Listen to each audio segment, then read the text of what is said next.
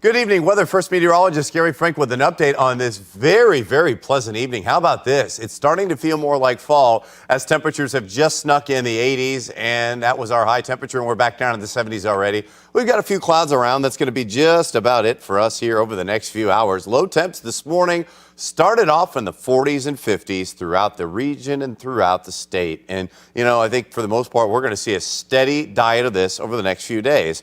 Our current temperature is in the upper 70s. And, of course, as you would expect, the rest of the evening, we're going to hold pretty steady. We got to 81 today. Our average 59, we got to 59 this morning. Our average 63, pretty close to it, right? This is where we should be this time of the year. As you look at 79 degrees, a north breeze at 10 miles an hour. It's going to feel cool the rest of the evening. Add that layer if you head out because, you know, this is kind of the year where it sneaks up on us here for the most part. But I think overall it's pretty quiet.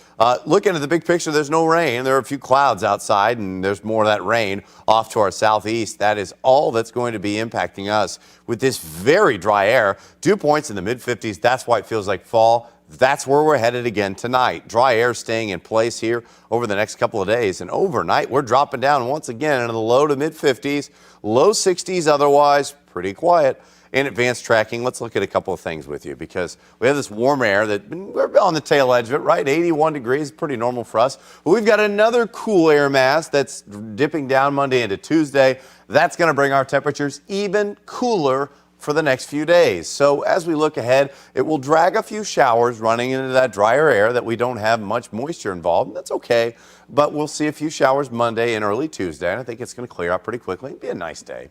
So just expect that there are a few showers. I do want to look at Lee. This is still a hurricane, and it's still a pretty major hurricane with a Category 3. 115, you'll notice that it's come down. It's running some cooler water, and we'll see it once again strengthen over some warmer water and some more favorable conditions. But I want to look at what's going on the next few days because you'll notice as it gets back up to 140 miles an hour, it takes a northerly track and weakens and running some cooler water.